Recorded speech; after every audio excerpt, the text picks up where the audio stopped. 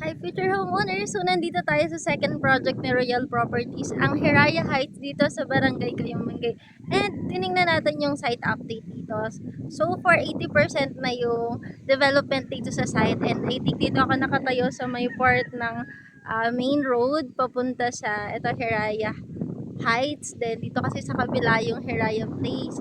So ayan, meron na siyang mga kalsada. Then so far okay na rin naman na yung drainage. So ayan, kaya future homeowners, grabe, maliit lang to, sobrang konti lang tong community na to. So ilan lang talaga yung mga tagalipa na magiging homeowners dito. Sobrang affordable yet sobrang quality ng mga units kasi kilala nyo naman si Royal Properties, talagang nagde-deliver po sila ng magandang quality ng mga units dito sa Lipa, Batangas. And ang lapit lang nito sa bayan. So imagine, tapos sobrang aliwalas pa rin ng hangin. So magdo-drone sana ako kaso grabe, sobrang lakas ng hangin. So ayan, ito yung update dito sa site ng Hiraya sa mga future homeowners natin. So ito po ay pre-selling, kaya yung turnover niya 2 to 3 years pa, kaya magaan yung payment terms, and at the same time nasa lipa tayo pero grabe yung price niya.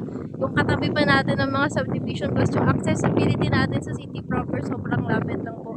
Kaya sa mga gustong kumuha ng house and lot dito na pre-selling, or hindi naman kayo nagmamadaling lumipat, ito na po yung chance nyo, or ito na yung sign nyo para magkaroon ng sariling bahay. Na-message mo na ako and schedule your site tripping.